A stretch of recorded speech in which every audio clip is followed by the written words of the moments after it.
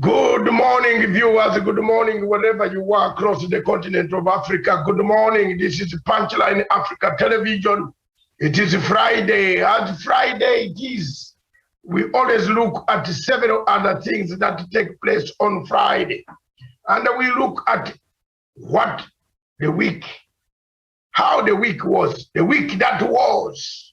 As we come to the weekend, as we look out and see how the weekend will start, we analyze the 5 days of the week, how politics has played out in Africa, in Kenya in particular. With me on the show right now is none other than Sharon Gitonga. Good morning, Sharon. Thank you very much, Dr. Matanga, and a very good morning to you from the Political Command Center, and to my colleague panelist, Daniel Losonga, and to all our viewers who are watching us, whether it's their morning, afternoon, or evening. It is a pleasure to join you on today's discussion. Good morning. What a great African day today that you've worn, dressed up as an African. That's what the President Uhuru Kenyatta told us and the world. You see, one of the problems that Africa has is we forget that we are patriotic. And let me also, it gives me the opportunity. This is the right time for these scarves, where you have to put on the Kenyan scarf and broadcast live from the abyss of imperialism. Across back in Nairobi, in the CBD, is none other than Daniel Sean Wesonga. Colombo, how are you in Nairobi? Yes, a very, very good morning, Dr. Matsanga David, at our headquarters in Nairobi. Indeed, a very chilly morning here in the CBD. Not in Nairobi, the one in Nairobi. The headquarters somewhere down. I'm not in Nairobi. Yes, I'm saying I'm in Nairobi myself, and it's a very, very chilly morning here in the CBD. And very good morning to my co-panelist, Sharon Gitonga, and our viewers here in Kenya, Africa, and the rest of the globe. It is my pleasure to join the show this morning. Good morning across the continent of Africa. Good morning in the general headquarters in Nairobi on the mobile satellite link. Good morning, whoever the technical team. Thank you very much. This is Unfiltered show, the show that talks about events that took place, what stood out for you over the week, and what is going to make headlines, what is going on in Nigeria, in Cameroon, in Uganda, in Congo, in Ethiopia, in Kenya itself. The political temperatures are high. But before we go on doing that, I'm Dr. David Masanga, broadcasting live from the Political Command Center satellite systems across the globe. Good morning. Headlines in Kenya, they are political. The Standard newspaper talks about dumped in a septic tank, left to die. Woo! What happened? The British soldiers dumped a younger lady in a septic tank, left to die. Her body was found over 2 months later. Now this horrific, yeah, you bring it up there because I don't, the horrific situation, I don't know. That one, President, that's the Standard. Now the Standard of that is another headline, which says that's online. The real Standard says something different, but cannot works free as committee cell beckons. I don't think this is a good topic at all. I have avoided. Mr. Kinoti is my friend, and I'm not going to discuss the merits. And the merits of his case is that there is something which is me, I don't understand. I've not understood why one judge alone can single out one man and follow him and say Even if you make this application, whichever way it comes from, I'm stuck here, I will block it. I don't know what game the judiciary is playing. So I will leave it to you people to comment. Then we have the Star newspaper. Musalia defends Ruto over Uhuru attacks. This is the subject of Wesonga. I've been telling people, for me, I don't want anything to do with Musalia. To be very honest, one of the most dishonest men in this country called Kenya is Musalia. You know, it is better to have even Ruto too, who tells you that he is not happy with you. But Musalia never tells you whether he's happy or not. He's undermining. He wants to frustrate. You know, there's something that you Kenyans have not grabbed. These guys are George Soros' project. Ruto and Musalia are George Soros' project. They are all combined. The only thing is that the real thing is about to come. And you'll see the colors. That's what I told you. And I continue telling you, some people think I'm a madman by saying George Soros every day. I want to go on record by telling you, this is a very serious matter. Ruto entered this, Musalia was in America for almost 2 months. If you follow what type of meetings he was addressing, you will definitely know where he belongs. In Ruto's office, there is George Soros available. The people, the links, the Abraham Singoye, they are there. They worked with George Soros. It doesn't shock you, David Indi. They worked with George Soros. Mutunga. That's why Mutunga is very confident that Raila will not win the seat, but Ruto will win the seat. These are George Soros elements. They have been promised money. So for you to continue to say you are bumpering them, you are wasting your time and they are wasting our valuable time to get the partners, people who want to work with like-minded people who want to promote unity. That's all I believe. What do you think, Sharon? Quickly, let's today cut these things. Yes. Thank you very much, Dr. Matanga. And I definitely agree with what you have said. You know, when they say that when actually the only problem you have, the only tool you have is a hammer, you begin to see the nail as every problem. And in this case, I think these are all signs of people that have conceded defeat and trying to see, given that the political stakes are very high and now every move counts. When I look at Mudavadi, you have, you know, clearly and outrightly actually talked about him being a betrayer, and you know, it is actually quite saddening, but it's now clear that, you know, he's a Ruto's project and actually a mole in Oka, and I wish you'd actually just you know, officially actually resign you know, from Oka and, you know, join, you know, UDA, because right now, you know, all the signs, I mean, all the signs are, it's very clear. And I actually was listening to his speech yesterday, and had him actually talking, even trying to castigate Uhuru's remarks on, you know, when he actually endorsed Raila during the inauguration in Nakuru City.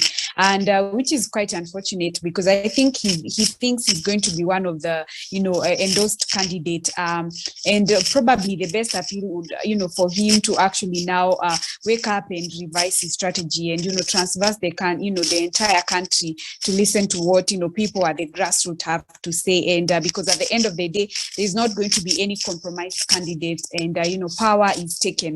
Power is not given to anyone. Thank you. Thank you very much, Daniel Wesong, and thank you for Sharon for making up those. It is true, something is not very right, and Musalia Mudavadi better packs up and says, I am working with Ruto. But what the fear in Ruto's camp is, the moment Ruto chooses Musalia Mudavadi, the moment he will lose the entire Mount Kenya. That is where his dilemma is. But these people are they are the same people They are being funded by the same agency. Internally, they have money. Ruto has amassed a lot of money. You even saw this week, he got a contract to supply insurance for Nairobi motor vehicles, Nairobi County. 190 million worth of a contract, surely. And he's got money. Then outside, he's being backed by people who don't want Uhuru Muigai Kenyatta at all. The people who want to dismember Kenya, the George Soros group. They don't want Kenya to be a united Kenya. They want Kenya to have a problem all the time. We have those people outside the country. And one of those outside the country is George Soros. He promised people money. You remember when Barack Muluka was leaving ANC? You remember when Ewalo was leaving ANC? They quoted the same things. They said the differences over finance. I sat down and even had, my friend Muluka was even able to tell me, to say something that is very strange. We have been good friends. I, PLO Lumumba and him, we used to sit as academics somewhere and talk like in one of the hotels. But when he told us something very strange, very, very strange, from that day, I lost hope. He told us that Mudavadi, you can't get anything from Mudavadi except when you ask through the wife. So he said he had left. So for me, if I'm controlled by my wife over things, yes, home things, that is very good. Doc, just before probably you bring in Wesonga, how is the implication on the multi-billion Anglo leasing scandal going to turn out? And then also probably if he actually decides to officially move in the UDA, do you think he's actually going to like get any seat? I believe he's going to be relegated. I don't see if he's actually going to get any kind of top position as compared to him actually sticking to his traditional ally. Look, the Anglo leasing is a real threat for Mudavadi's future because he's implicated in it. He was a minister of finance. He wrote for the final documents. So did he sign when he did not know? Did he sign the money? One of the difficulties of our times is not to tell the truth.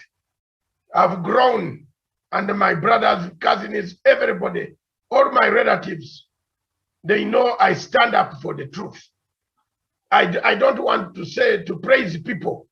I don't just praise a person. For example, you know me very well. There are differences that I have with President Museveni, yes. But when he does something very good, I give him a credit. Like the way he has gone to Congo to pursue these terrorists, that's okay. That's okay. We need when someone does something good, say it. That is where Africa has gone wrong. You hate the leadership, then continue to hate everything that he does. No. That's not good politics. I've grown up in 37 years. I've been in the United Kingdom. I don't think I have learned a type of politics. I went to university there. I got all my political tools to the highest iota. And I don't think I can come here and on this national TV and tell a lie that this is not good, this is good, or I hate that person. No. President Uhuru Kenyatta has been a very good president. Very good man. If he was a bad man, some people would not be walking free. That's all I can tell you, Sharon. Some people will not be walking free. Starting from his Jupiter. they would be in cells. In fact, they would be digging tunnels in committee to escape. People have fleeced this country. And someone has, let me tell you, Sharon, someone has got someone has got the authority, audacity to come on national television and say, we have wasted money. We have wasted money instead of looking after the hustlers. When you have stolen the money, the same money you have stolen, you have told us you have a business investor called Harun Yadin. You know, there's no difference between Buhari, Ruto and Buhari. They are the same. Buhari molests Nigerians. If Ruto gets power in this country, we shall look back in the 24 years of Moi. And I believe me, some of you who hate me, you might not even like, you might think of me, cry for yourselves. Wesonga, Daniel Wesonga, tell us.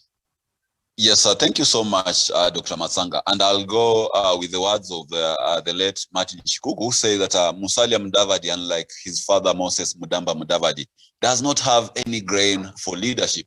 You realize that this is a young man who was plucked out of campus. Just like William Ruto, Musalia Mudavadi has never worked for any institution. He has never been a manager anywhere apart from being an MP after his father's demise and being appointed a minister and later a vice president. So this is a person who has grown accustomed to being given stuff on a silver platter.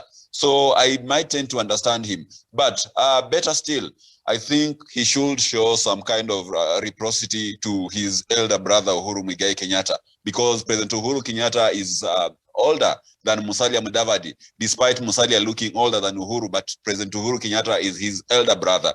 And we've seen in most occasions, even recently, the president... Hold the fire. Can you elaborate on that? What is, he looks older than Uhuru Kenyatta? Is it because he... Yes, and actually Uhuru Kenyatta... Are you talking in terms of mythology? Yes. Yeah, so he actually shows some respect to President Uhuru Kenyatta, to the fact that in the recent past, the president has been extending a notice branch to him, doing some kind of kindness, you know. Whenever we have a public holiday or state event, Musalia Mudavadi will always get a seat in the first row of dignitaries. And that shows some goodwill, some respect that the president actually extends to him. Musalia Mudavadi is one person who has been mentored by Mzee Daniel Toroi, teacher of Moi. The same way President Uhuru has been mentored by the same man. So to him, the president should actually be closer to him. He should be like his brother. And we would actually expect that the kind of respect that we see between Gideon Moi and President Uhuru Kenyatta is the kind of respect we will expect from Musalia Mudavadi, owing to the fact that they grew up together, they were mentored by the same person. Go ahead, but what does... Mm-hmm. So I think Musalia Mudavadi does not have any regard for reciprocity, and he does not have any regard to respect even the head of state or maybe his elders. And that is something quite awkward, owing to the fact that this is a man who has actually supported Musalia in every way that he could. This is a man in 2013 who was actually willing to sacrifice his presidential ambition to support Musalia Mudavadi. Therefore, Musalia Mudavadi should not feel entitled to being endorsed by President Uhuru Kenyatta. He should actually work hard to be able to earn his own space in the political arena. Going back to the links with the UDA, Dr. Matsanga, you put a very, very clear clear flow of events, rather, how these people were moving from Musalia Mudavadi going to the other side. And it was all affiliated to the money that was actually being fought for in Musalia Mudavadi's camp. And you realize, by the way, after not being that they are running from the money also, they are actually also making sure that conveniently they don't fall outside the scope or the circle of George Soros surrogates. You know, if you have to jump from ANC, then go and defect to UDA. At the time when Didmas Barasa was being frustrated in UDA, actually his option to vie for Kiminini parliamentary seat was actually through ANC. So that tells you that we have a mutual bond between ANC and UDA, in that if things are not good to you in UDA, you can actually go to ANC, and vice versa. But you are not allowed to go to Jubilee, you are not allowed to go to ODM, you are not allowed to go even to PDP or any other small parties. And why so? Because these parties are held together by George Soros' money. It's like KCB Bank in CBD and KCB Bank in Westlands. They are all under same company, only different localities. So to me, I think these are George Soros surrogates, like you put it. And when you read the language even of Boniface Mwangi, nowadays he has gone slow on the deputy president. There was a time Boniface Mwangi could actually talk about the deputy president from Monday to Friday. Why has he gone mute? Dr. Willie Mutunga, there's a time he could actually talk negatively about the deputy president. Nowadays he doesn't do so. Look at the man like David Ndii. David Ndii is only supporting William Ruto because the NGO that he supports, which is the Open Society Foundation, actually is also anchored around the deputy president. Recently, the wife of David Ndii was asked about the party that she's going to use while vying for Kiambu gubernatorial seat, and she could not mention UDA. Why? Because David Ndii ideally cannot support William Ruto, but because the master on top has it that we must all work together, then the wife has, David Ndii has no otherwise other than staying in UDA. So to me, Musalia Mudavadi, like you said, Dr. Matanga, he just have to be man enough. Let him be straightforward and march and cross the fence and go to UDA and support William Ruto. After all, even Cleophas Malala is always dining with the UDA people. Ayub Savula has been a UDA surrogate for a long time. Mululu Injendi, the MP for Mululu Injendi, the MP from Western Kenya, actually crossed from ANC to UDA and back from UDA to ANC. So that shows you that these are one and the same people. I submit, Dr. Matsanga.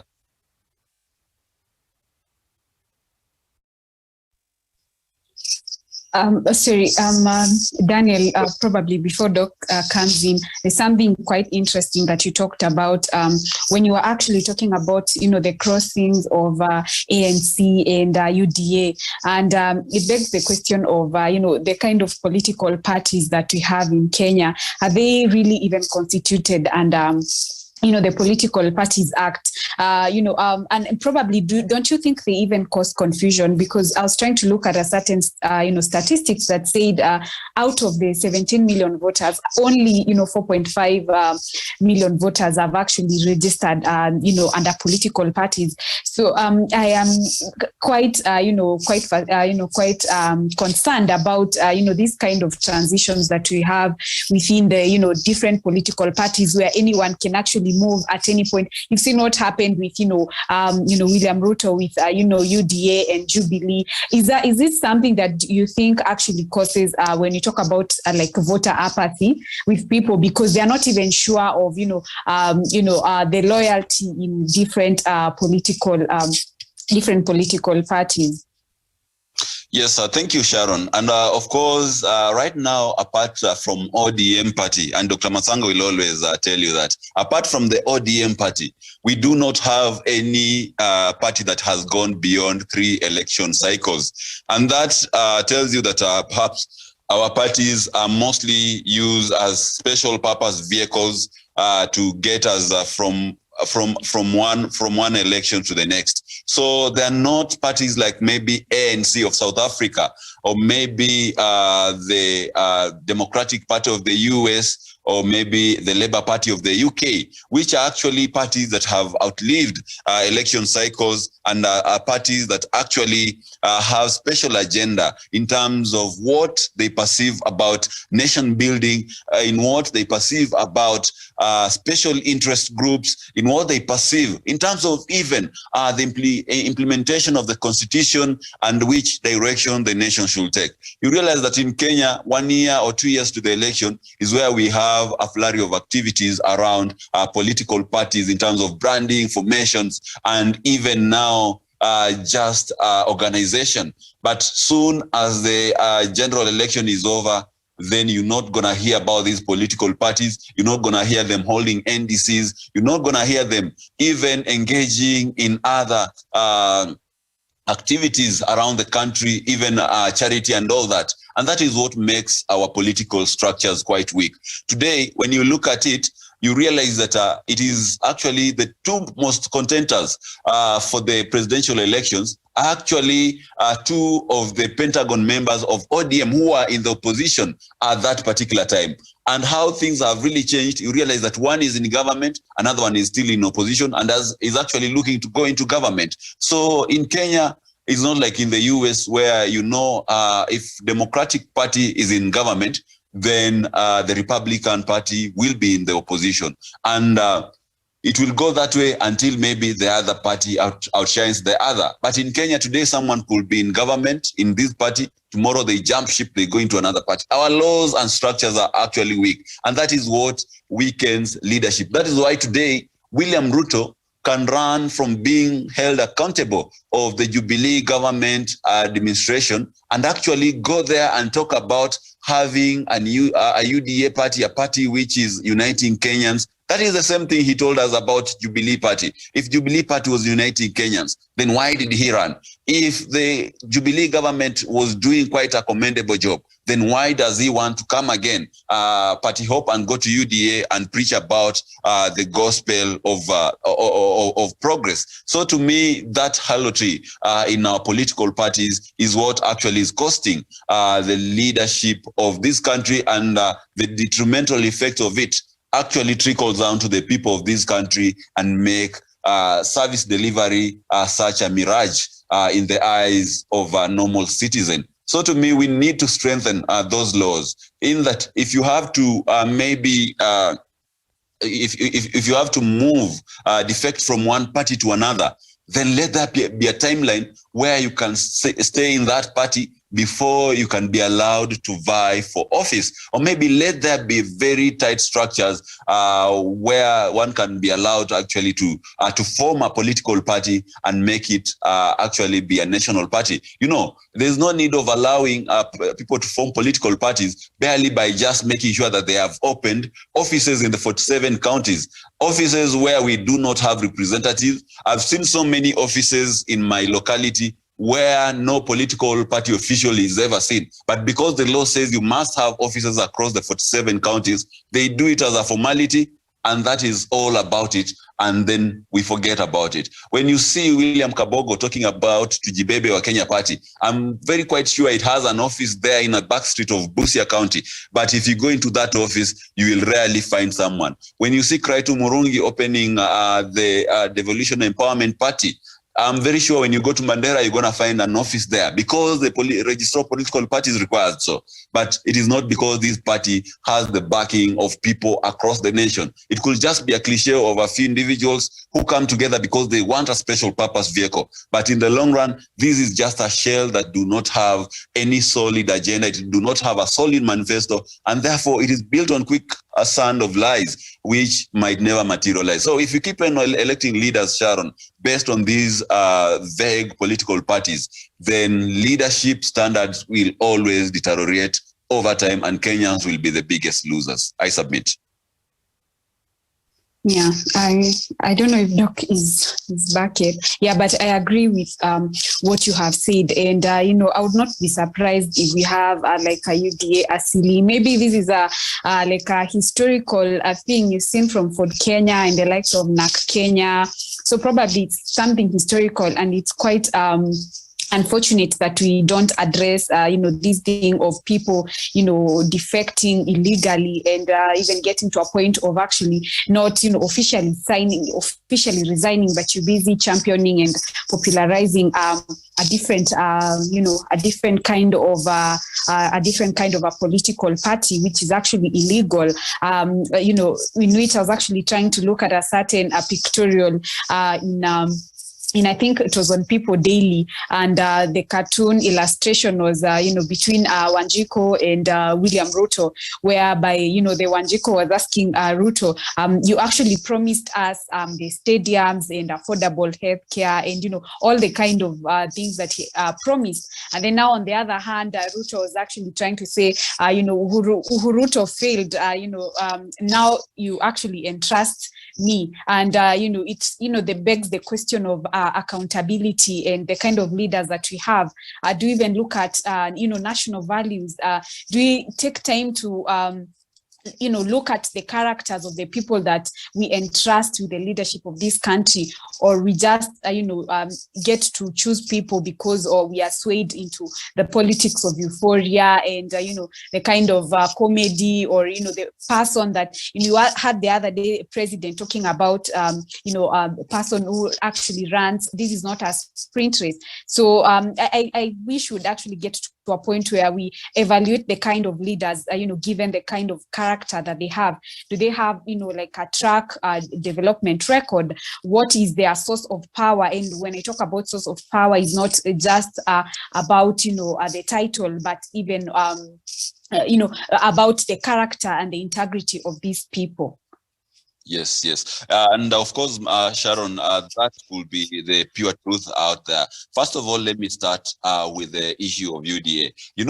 We are more likely to see an avalanche sweeping across the UDA fraternity, especially on the issue of appointing the deputy president. When you look at Raila Odinga, it is very, very much precise. Whoever it will be Peter Kenneth, be it Peter Munya, be it Leki Nyanjui, or even Nderitu Mureithi, that one will be actually be agreed upon by the Azimio la Umoja team. But for the deputy president, it's actually a precarious situation. You see Mwangi Kiunjuri is threateningly actually talking to the deputy president. Moses Kuria, of course, backing Martha Karua, is also trying to push from his end. Also, the Kikuyu population, the Mount Kenya region, is actually anticipating that the deputy president will pick one of their own. But if he has to pick one of their own, then it means if he has to go with Martha Karua, of which I believe they are not compatible, despite the fact that they are all benefiting from the same NGO money, just like Willie Mutunga, David Ndii, and all these other George Soros surrogates. But I believe, in principle, Martha Karua can never work with William Ruto, and that is what she has always reiterated on her own. Number two, if it is not Martha Karua, then I believe we only have very limited options, which is Rigathi Gachagua, and that will be the greatest irony of all time. Those will be two thieves who are actually uniting to actually run a country. The country will go bankrupt within the first 100 days, or even give him Anne Waiguru, who has also been propagated up as a possible running mate. That will be a disaster. You can remember the memories of NYS 1 and 2 are still fresh in our minds. And they were actually the ones who were accusing blames between William Ruto and Martha Karua. So it can never be tenable. So one thing is, perhaps with all those options not being tenable, perhaps he will look outside Mount Kenya, and that is how he will lose it. So if he's going to be choosing Musalia Mudavadi, like Dr. Matsanga said, then Mount Kenya vote will slip between his fingers. So William Ruto's downfall is actually coming through the picking of the his deputy. Also, we have the controversial issue of nominations. Remember, the first time Jubilee had nominations in 2017, it was actually William Ruto who engineered the nomination, which were to be overseen by the party officials and local leaders. And actually, they were bungled within a day, and then the mandate to oversee the nominations for the entire Jubilee party were given under William Ruto. And that is how he was able to rig out good leaders from Mount Kenya, those ones who were showing some spark of ambition, like Kabando, although nowadays he's very fickle, but at that time he was a very powerful leader. Jamle Kamau, when you look at Githinji, so I think nominations, once again, William Ruto is going to bring trouble to the people of Mount Kenya. So let them be smart. They say in my Luya language that lightning does not strike a tree twice. So let not Mount Kenya people allow this to happen. And I believe they will not allow it to happen. And that is where we will meet William Ruto's Waterloo. So it is true, Sharon, we could end up having UDA Asili and UDA Kenya and the main UDA. So we never know. But in politics, they say one day is worth 1,000 years. So we can always wait and see. On matters integrity, I believe the president summed it up and he said, kuchagua kiongozi munatumia bongo, which means when you are electing a leader, you use your brain. Don't use your emotions. Don't use whatever euphoria people are selling to you. We can elect, we want a younger leader. We want this kind of leader. We want this kind of leader without looking at their background. So I support you, and I believe the president means well for this country. I submit. Okay, thank you very much. I'm back now to thank you for holding the fort. Let's move on to other topics. President Uhuru Kenyatta, while in South Africa, mentioned something very, very crucial to the African continent. And he said, and I want to play this clip. Stephen, there is a clip I sent from the political command center to the general headquarters. That clip, that unity is crucial. Borders are not important. Borders were not made for us. Borders were made by somebody in 1884. He was referring to the president of South Africa direct. Not that one. There is a clip. There's that the one I just sent you today, this morning. The one playing is not the one.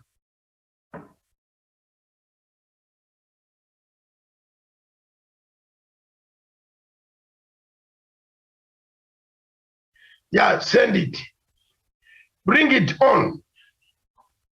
Meanwhile, we want to thank Mahapira. Juliet Mahapira is a Kenyan who has been regularly on this show. She's in London watching us. We want to thank Mohobe Moses Kauka from Uganda in Mbale. Thank you for watching us. We want to thank Ikedichi. Yes, we shall push for the referendum for Biafra. We have never given up on Biafra. And Juliet Mahapira is contesting as the vice president of the Liberal Democratic Party of Britain. Britain has got three main parties: the Liberal Democrats, the Conservative, and the Labour Party. Mahapira and I are on opposite lines. Liberal Democrats came out of us, Labour Party. I'm a member of the Labour Party in Britain since 1987. And I've stood by the Labour Party up to today. Even when I had disappointments with Mr. Tony Blair putting sanctions on Zimbabwe, we had difficulties and so many things. So Mahapira is a Kenyan lady, a politician. She has been part and parcel of the Liberal Democrats in Britain. She's now contesting for the post of the vice president of the Liberal Democrats Party. And you know, in Britain, they don't vote because you come from where, or black or white. No, they vote when you have your policies. What are you going to say when you come and convince Bazungu? You remember, I narrowly missed to be the MP, the first African MP in Croydon Central constituency in Surrey. I'd been promised it is a majority constituency for the Labour Party. I was going to win and go to the House of Commons. The first African man to enter House of Commons was going to be Dr. Matsanga here. But in 1998, we disagreed on the question of Zimbabwe. And I stood by the African continent when I told Tony Blair, no, You can't put sanctions. Let's engage Mugabe. Robin Cook, may his soul rest in peace. He had caught my hand. He had held my hand and brought me near the powers of the United Kingdom. That gentleman helped me so much, and he made me who I am today. So when you look at some of those things, Mahapira, thank you very much. I was going to win that seat of Croydon Central. I would have become an MP. You see, because I was talking, doing the campaigns, struggling for Labour Party, doing door-to-door leaflets, going everywhere in the town council, in the city, talking to people. Yes, all these small functions. The campaigns in Britain are not done the way we do. Ruto is doing with his car running around. That's pollution. Nobody wants to be polluted. You know, the type of campaigns you are doing in Africa are very, very shaming. You are first of all creating noise. You are polluting people's lives. You are reducing people, all microphones. No. Those are town hall campaigns in the UK. They are won through the town hall campaigns. Mahapira will tell you that if you don't have money to hire halls where people can sit, there's nobody in London who will waste his time. I want to tell you, coming to listen to Ruto over top of a car or anybody, they don't. They have no time for that. That is exactly what the situation is. And thank you very much. Let's move on to another topic. Mahapira, thank you. Continue watching. You can even join us live and greet Kenyans wherever you are now. We are live. I don't know why you are on the chatting unless you are at work. You should join us live. Anybody who wants to join live, join the Zoom. It's free. It's a platform for Africans to engage, for Kenyans to engage. Don't write, don't have anger. Just come and explain to us why you think Ruto is a very good candidate for you and not Raila Odinga. Let's move on. This week, as I was saying, President Uhuru Kenyatta, or last week, the week was Kenyatta came back from his South African tour and started engaging quite a lot of other activities. But there is something significant that he said.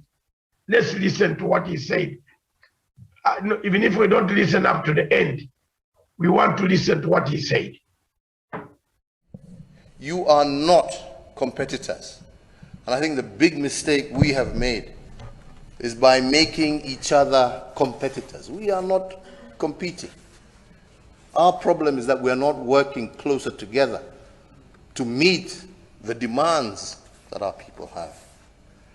And as I was telling another gathering, you know, these borders, and I also mentioned to my brother, these borders that you create silos for yourselves amongst, you must always remember, are not your creation. These were creations of people outside of this continent who made these borders not to develop you, but to extract from you. Now that you want to develop yourself, we must start looking at these borders and we must start removing the barriers that we have put, that have defined us in the past, and now hinder us from being the giant that we should be.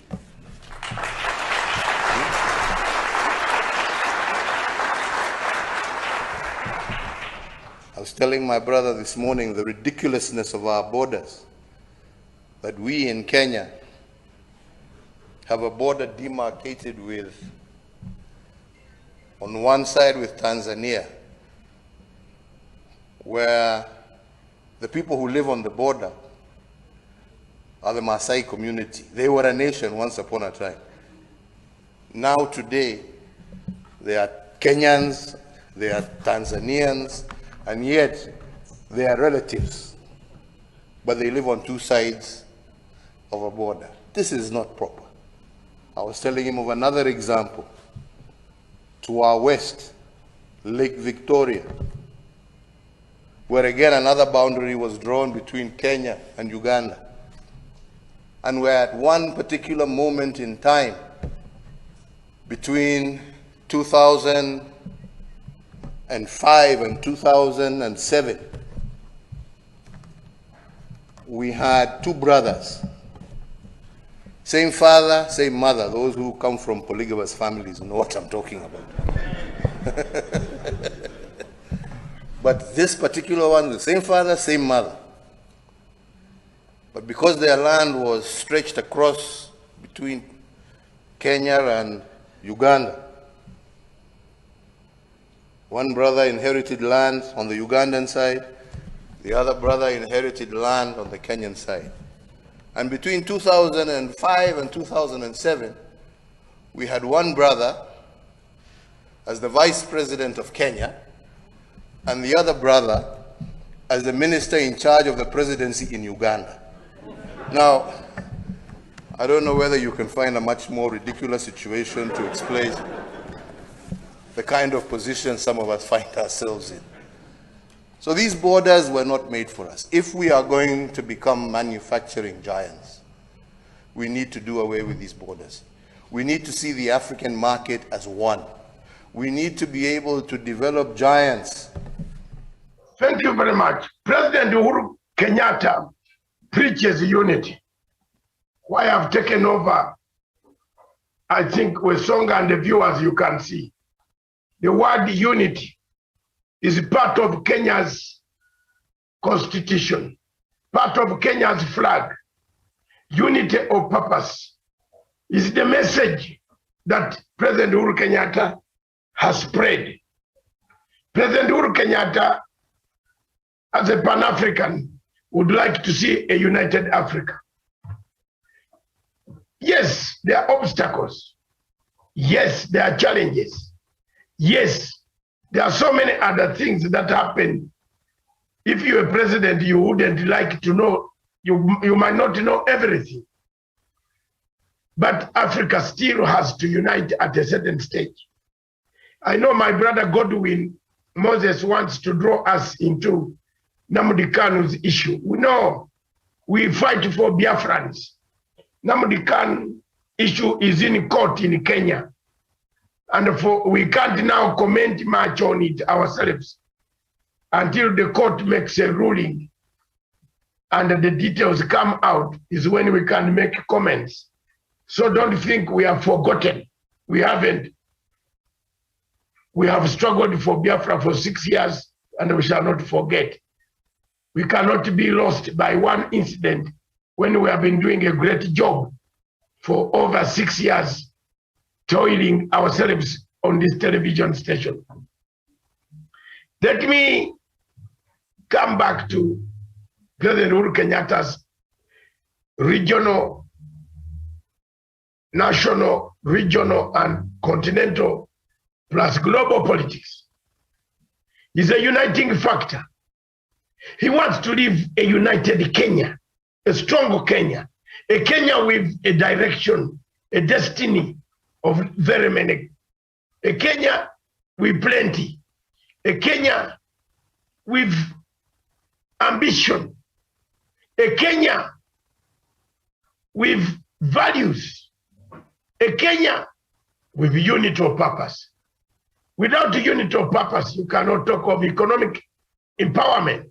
You cannot talk about bottom-up policy. You cannot talk about any other policy that you talk about. It's unity of purpose. If the country is not united, I don't think you can be able to spread the gospel of bottom-up economics. My submission, therefore, on this subject, as we move to the next subject, because we have very little time, if you have any comment, make it now, before I make the submission. Sharon. Thank you very much, Dr. Matanga, for your, robust statement on the fact, talking about unity. And I agree with you that unity is of paramount. And it's good to see Kenya, to be precise, under the administration of, Uhuru Kenyatta, being at the forefront to champion for peace. And given that they actually understand their role as a beacon of security. When I look at our national anthem, it is very, clear about, when you talk about borders, and it says, may we dwell, in peace, peace and liberty, and plenty shall be found in our borders. And it talks about, we all have to, arise, and service has to be, our earnest endeavor. So even, reading from our national anthem, realize that unity is key and unity is vital.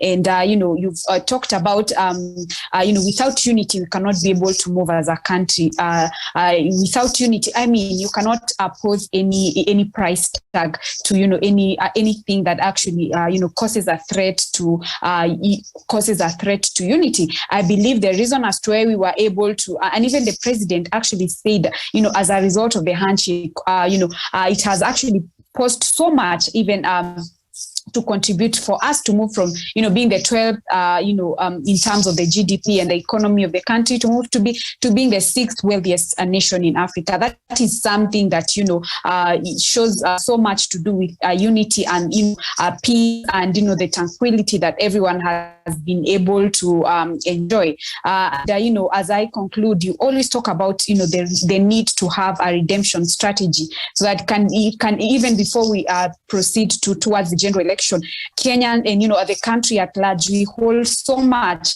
and people have not been able to heal even from the previous post-election violence, and there's a need to actually firm up with what you always keep on saying. They need to have a redemption strategy that will enable us to be able to heal and come out from our past, so that now we can be able to we can be able to look at the future. Thank you. Wesonga.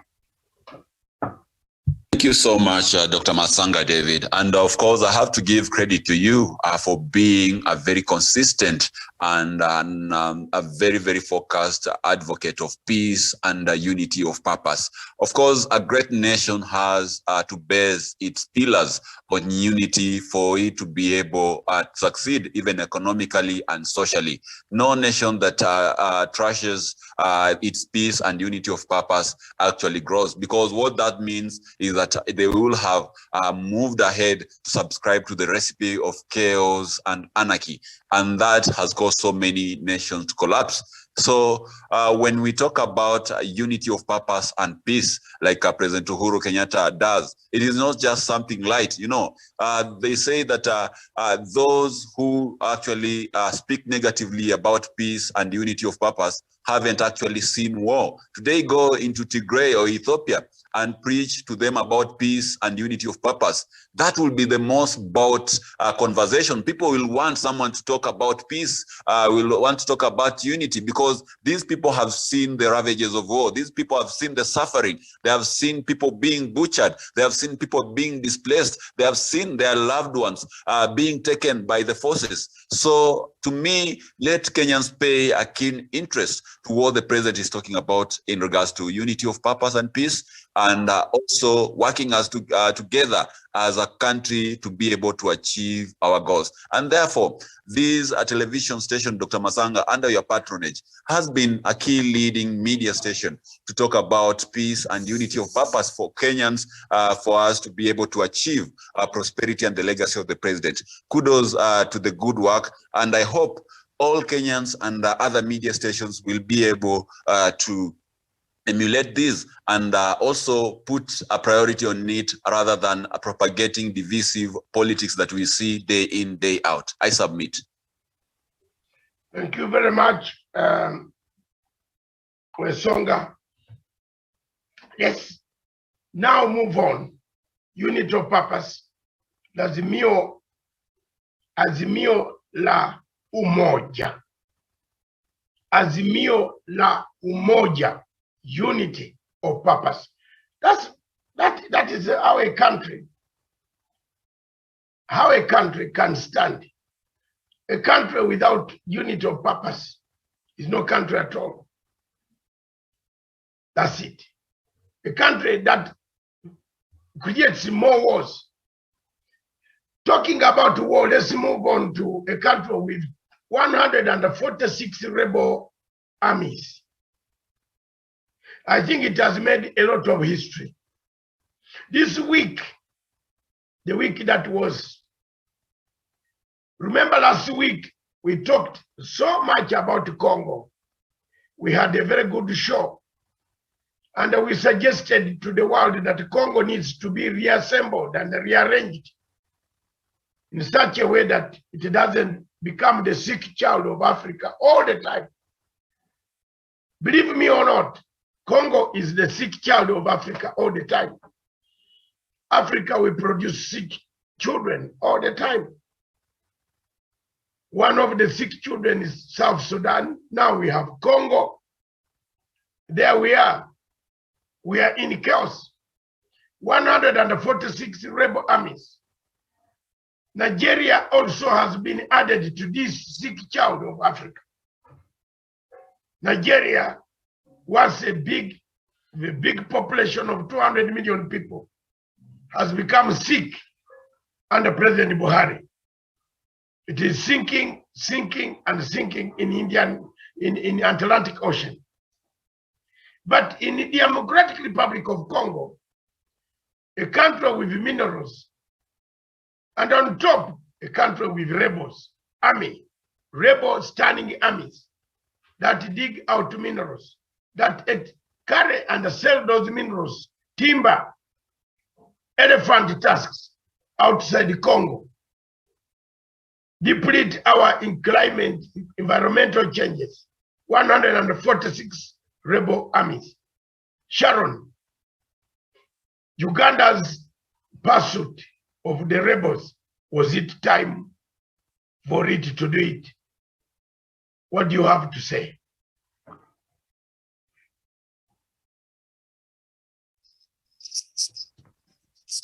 Thank you, Dr. Matanga, and I believe it was time, just like we've kept on talking about, especially like in Congo, it was time to have it, reassembled, like you kept on talking, because when I look at, these are, quite, a vital country, and a country that has minerals, and talk about gold and talk about all kind of minerals, and to see it actually being exploited, it's, quite unfortunate. And I think, it was just right about time, so that, people can actually get to, people can actually get to, maximize the kind of, all the kind of resources that they have, not actually being exploited by the West. So I believe that was actually one step into the right direction. Thank you very much. Wesonga. Yes, thank you so much, Dr. Matanga, David. And of course, like you always put it, Congo is always among the sick children of Africa. And Congo for so long has been neglected and abandoned by the African community, especially the AU and any other relevant bodies that should be actually be standing up for the people of Congo and the country itself. You realize that most international organizations, countries like France, countries like Belgium, and other European powers, America, through the CIA, has been perpetuating a rigorous looting of natural resources in Congo, like cobalt, gold, and all other the natural resources that are found in the equatorial region of the Congo. And this has been ongoing despite the ever struggling and conditions which are always very deprivating of the people of Congo. We have sickness there. We have children who are dying of malnutrition. We have rebels who are killing villagers day in, day out. So to me, I think this is a step in the right direction. And even in the Bible, they say, no matter how much you love your God, without loving your neighbor, then that does not mean anything to God. So to me, I think that's a very, very bold step to go and be able to secure Congo and make sure that peace and tranquility actually comes to Congo. These are countries which has been taken hostage for so many years by the international players and the greedy intermediaries and business cartels which trade in illegal minerals. And we've had cases where Rwanda, Uganda, and other neighboring countries at one point have actually gone into Congo and illegally assaulted Congo, took away its natural resources and ran away, leaving people in dire situation. So when we go there with the aim of not taking the resources or maybe doing illegal mining, actually that tells you that Africa can actually be focused in supporting one another in terms of countries, and actually see that when we give stability and peace to a particular country, then this country can be able to stand on its feet and be able to chart its own future. So to me, I think these are very, very major steps. It is a milestone, so to say, that we are able to move into Congo and try and calm the eastern part of Congo, which has been a bleeding wound for decades now, since the first and the second civil war of Congo. So my hope is that this initiative will receive backing of other major players in this conflict, and will actually, at the end of it all, see the light of day and bring a new horizon upon Congo, in that we will have calmness in the eastern part of Congo, a calmness that will actually serve to strengthen the central government of Congo, to ensure that we have peace and stability, the country grows, and millions of Congolese people who are in diaspora, who are in other countries as refugees, are able to return back home and build their own country. I submit, Dr. Masanga. Thank you very much, Daniel. And thank you very much, viewers. My opinion on this is that President Museveni was right. He's right to pursue. It's not Uganda invading Congo. The MPs in Kampala are saying Uganda's entry into Congo is illegal. No. As long as the president comes back to within 72 hours to notify the parliament, or he comes back later, because you cannot go and announce to the whole world that I'm invading you, I'm looking for you. I think here is right. You give a credit where it is due. He was right to pursue these rebels, hammer them quickly, use the latest BM, which goes and it can go for miles and miles and find the target. We return our soldiers back home to the barracks so that they don't create any extra activities that could bring in the UN. But I'm shocked about one thing on Congo. The United Nations issued a statement condemning Uganda's going into Congo to pursue the rebels. Why? Because the UN has been trading in the same minerals, like the rebels have been trading in the minerals in Congo. So we find ourselves that Congo has had peacekeeping forces from 1962, 61.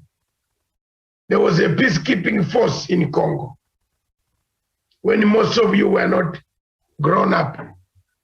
I was grown up. I heard of a UN peacekeeping force. Up to today, Sharon and Daniel, this peacekeeping force does not bring peace. What do they do there? They must be doing something which we Africans don't know. So on this one, I support Museveni on the entry, but he should come back and explain to the parliament so that in case there is anything that affects the conduct of the soldiers outside the territory of Uganda, Uganda will have the consequences. I submit. Wesonga, let's move on to another topic of the week. It is this COVID-19, a new breed that has come. The type of apartheid that is being used in diplomacy, vaccine diplomacy, is very worrying. If these diseases have got all those mutations, yeah, is it they have one and have another one, they have another one. Hey, we don't know how many there are. How many of these are out there? Who can tell us how many are still coming? Because you suppress this COVID-19, sir, another one arrived, another one comes with different names. So how many of these are there? My panel maybe can say something about it. Sharon.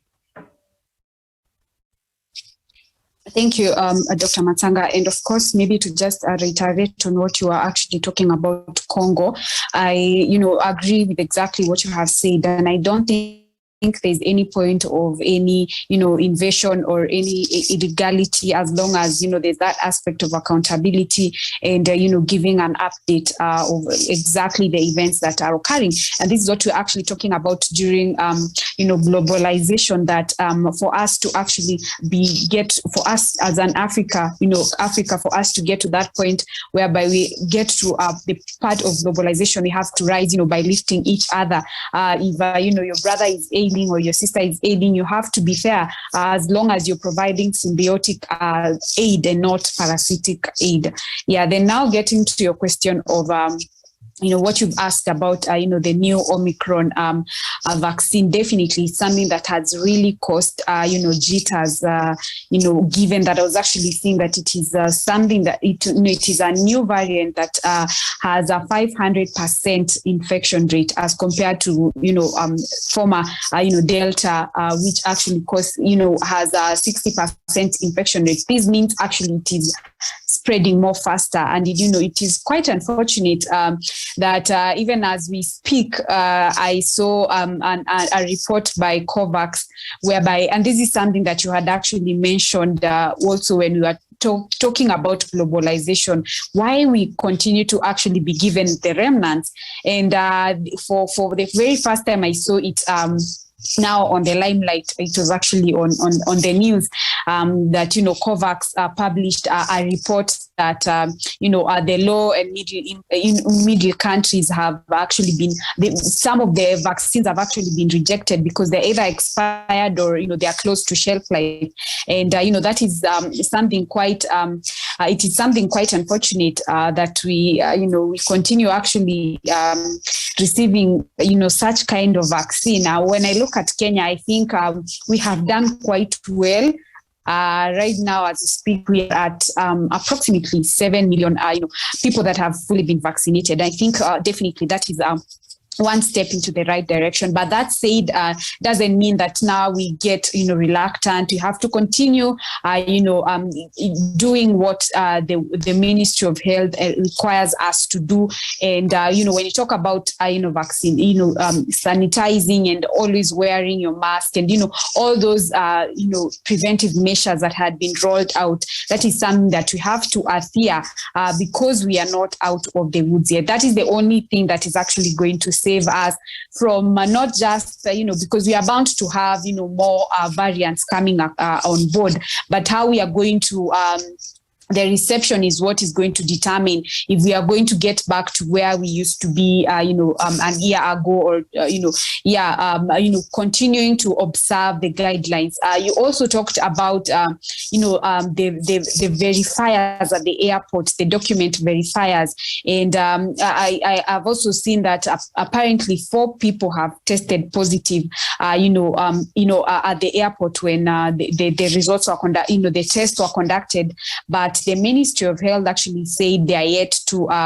the results are yet, they are yet to actually examine and see if they are actually positive out of the new variant. But, be as it may, the only thing that is going to save us as a country and as a nation at large is actually, sticking to the guidelines that have been given, by the Ministry of Health and, the World Health Organization at large. Thank you.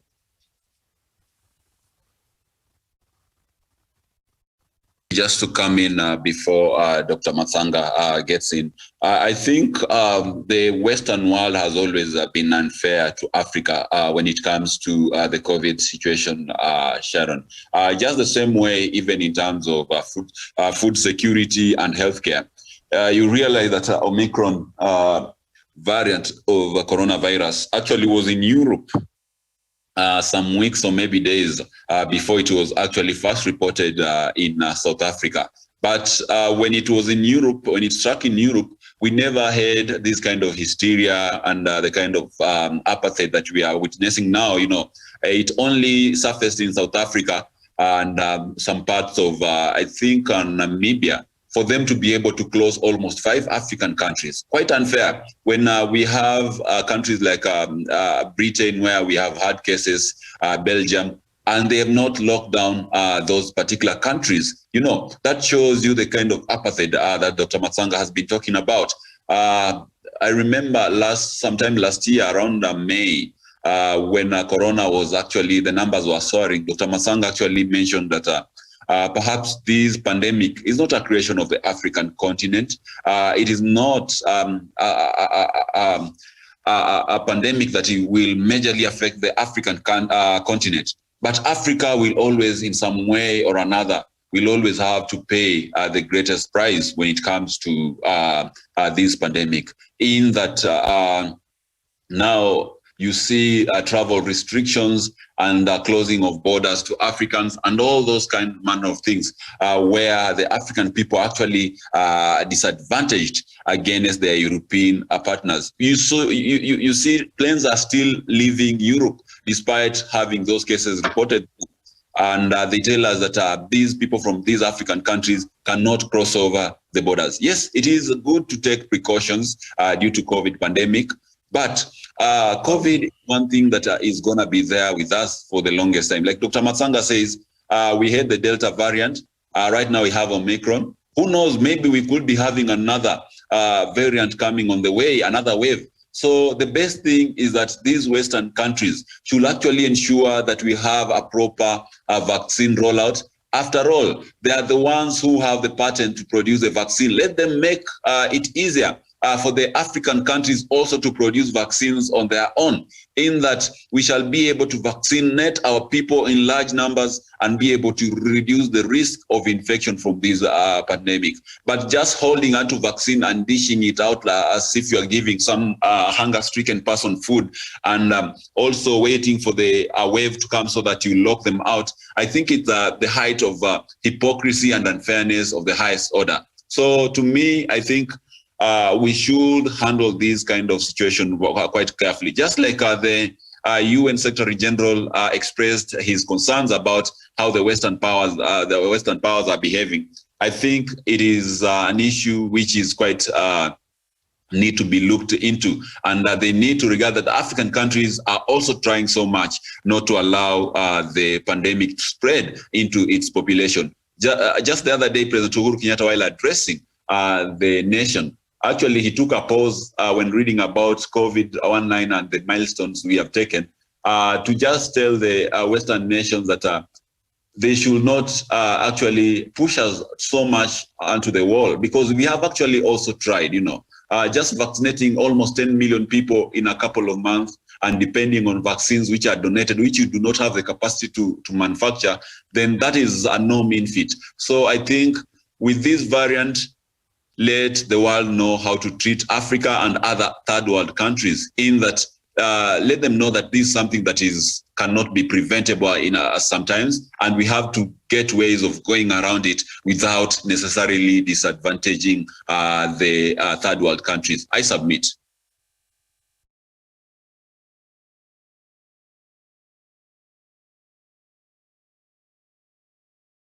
Doc, you're muted. When the pandemic started, you were there. Sharon was there, but she was not on the television by then, on this show. I started by analyzing for you. I wrote a letter on 18th of February 2020 to all African heads of state after seeing what happened exactly in Europe. Why did I write that letter?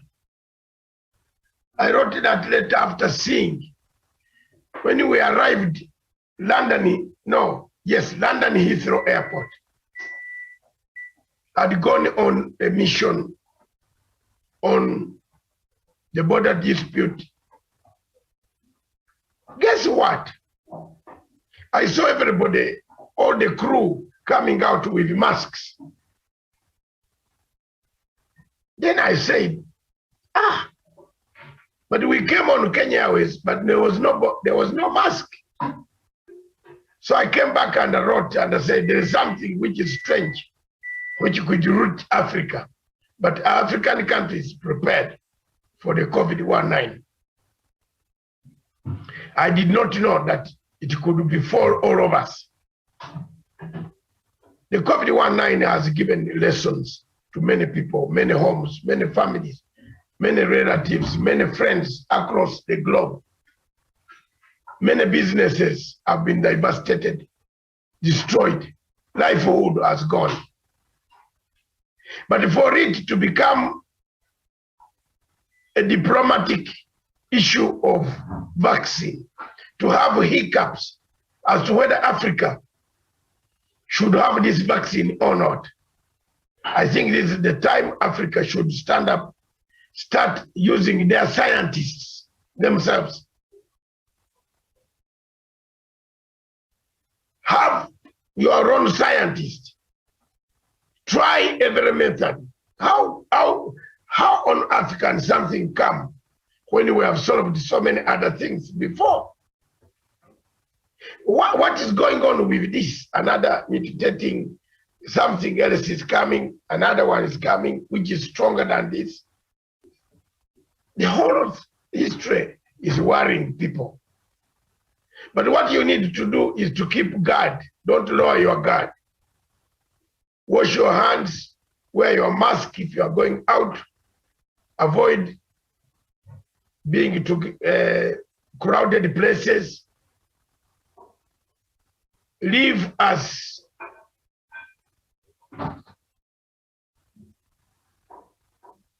independent as possible.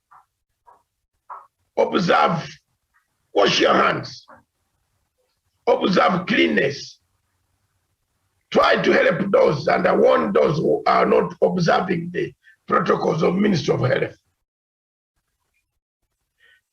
The only worry for me in Kenya is everybody is in a political mood,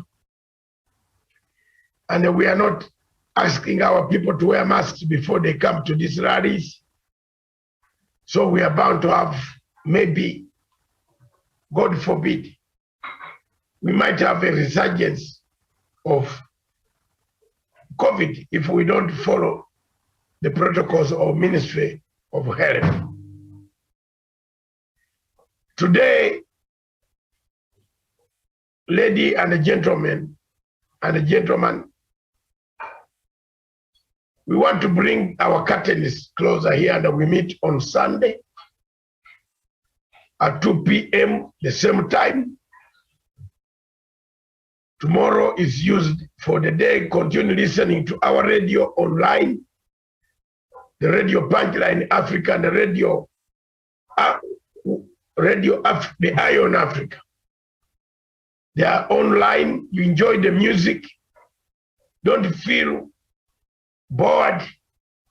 Those radio stations are there for you. Radio Punchline Africa and the radio, the Eye on Africa. they are all. I want to give you parting shots for the week. What is your weekend going to be like, Madam Sharon? Because it looks that Wesonga is already out of the weekend. He's already out of Nairobi. He doesn't want to show me his face up to the end. No, not really, Doc. I'm in the CBD, but probably tomorrow I'm going to be looking at perhaps the president's projects around the outskirts of Nairobi and reporting back. Yes, special assignment. I would like to have all those pictures of what we have done and all my other people of the legacy across Kenya. Time is now to see what we have achieved, every project, so that before Ruto starts to claim them, that I am the one building them, I'm the one doing this. We want to thank President Uhuru Kenyatta, continue with the spirit. Yesterday he was dancing in Girigiri. This is very good. Those are some of the things, the light moments of my Pan-African brother. I want to thank you very much, Your Excellency. Continue with the Pan-African spirit. Nobody should stand on your way, in your way, about your way. Move on. The destiny of Kenya, the unity of Kenya is paramount. There comes a time when the nation is bigger than individuals. Don't give up. Africa needs you. Kenya needs you. Unite them. Give them a better election. You cannot go to an election when with this type of behavior. We shall be just creating a bad election. That is what I've said today. I've written somewhere on my Facebook page. A bad election is equivalent to a war. So, Mr. President, the people of Kenya look at you for the guidance. Do we hold this election in the presence of this type of men like a Mr. Chebukati, who has now run away and said he doesn't want to know about the police. But later on he will come and he will want the police. How many policemen do you have? I believe Chibicho, as long as he is the PS, he will reject.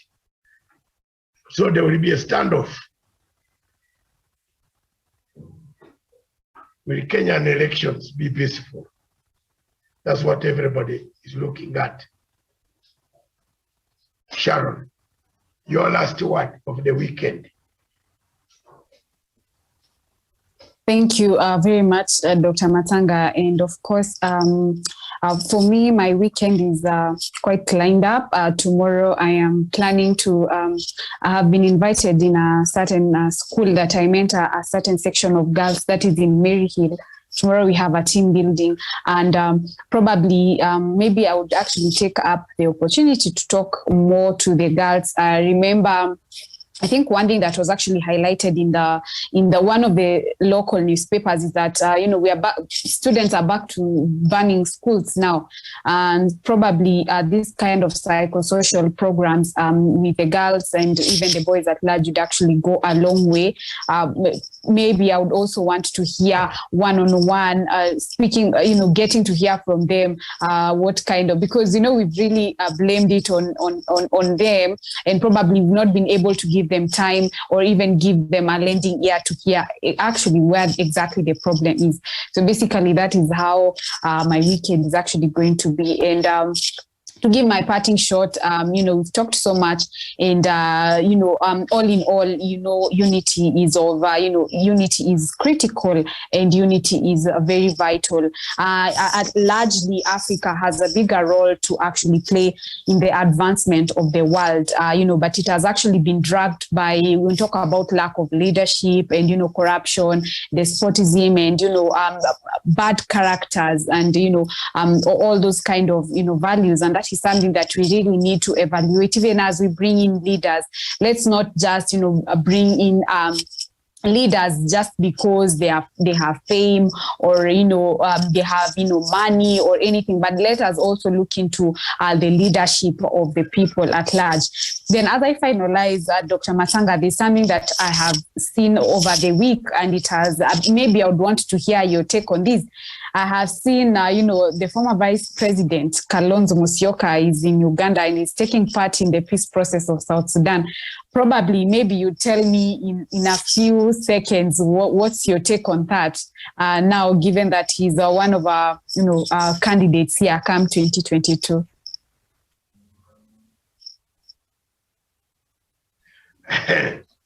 He's taking part in what?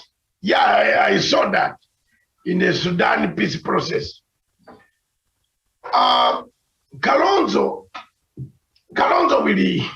will always be on the side where the rest will be. The mathematics has not yet come, but the truth of the mathematics will come around February. Kalonzo is a very good diplomat. He's a very goodwill ambassador who can negotiate. He's a soft-spoken, although he didn't study conflict resolution. He became a diplomat, a peace envoy through his hard work as a Minister of Foreign Affairs in the Moi government. But he did not study peace and a conflict. He's a pure lawyer. He studied the LLB, and I believe he has done some few courses in mediation. He's a good person. He has mediated Sudan, again, the South Sudan, Somalia. I wish him good luck in his endeavors in bringing together the people of South Sudan. On that one, he has got my backing. Back at home, if he doesn't follow Raila Odinga, he has no backing for me. He's bound to follow him, because I saw he actually acknowledged the cohesion that has come as a result of the handshake. So probably he's speaking the same language indirectly. You never know. Yeah, these people will realign themselves at that critical hour. And the direction I'm seeing,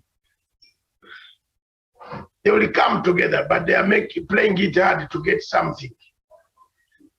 Especially when you are going to mortgage the entire, to surrender the entire support. You need something very crucial that would tell your voters that here I am. They will make a days are coming for pre-collisions.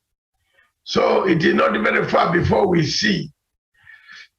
If you are in, you are in. If you are out, you are out. That's it. Wesonga. Thank you very much, Sharon. Wesonga, your last words, please.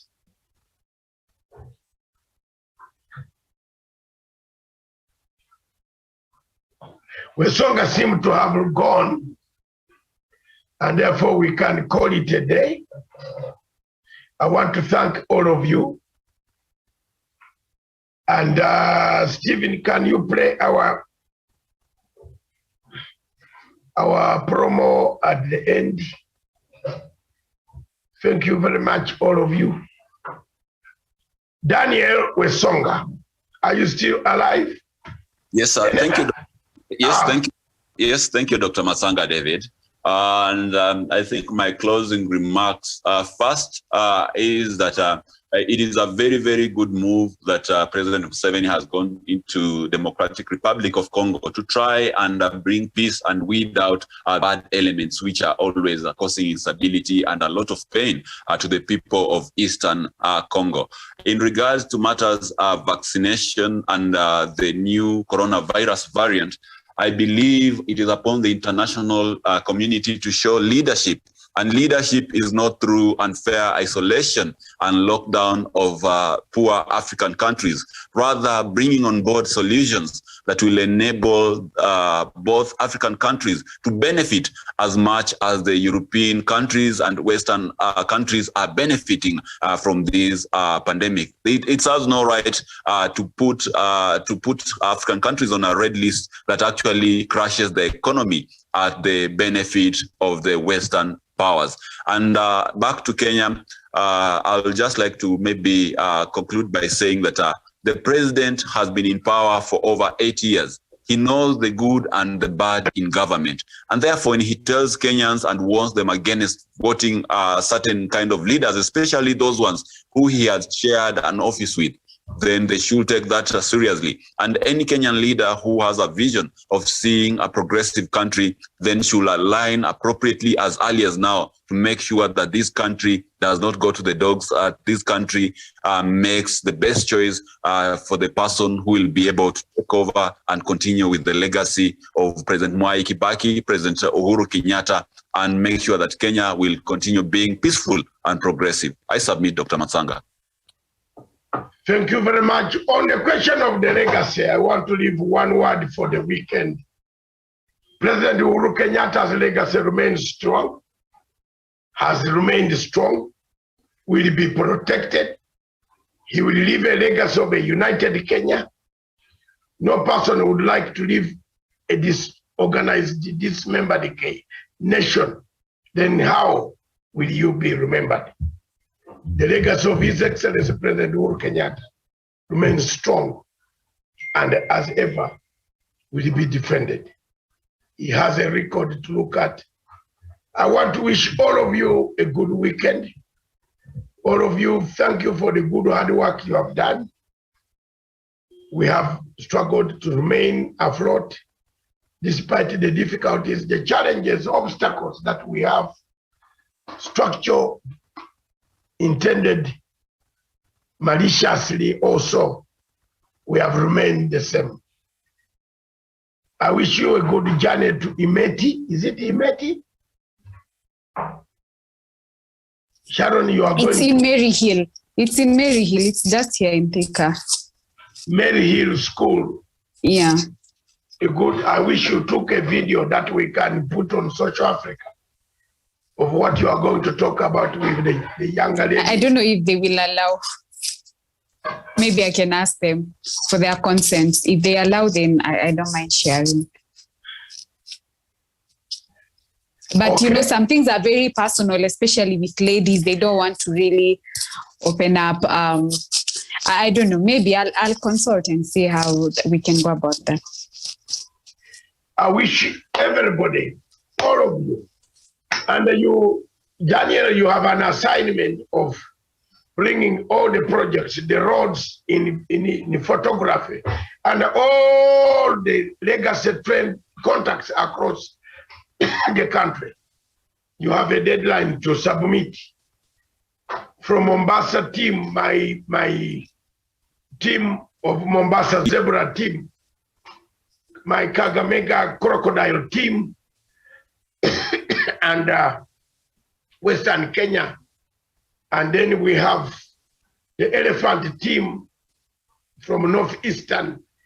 I want all those photographs,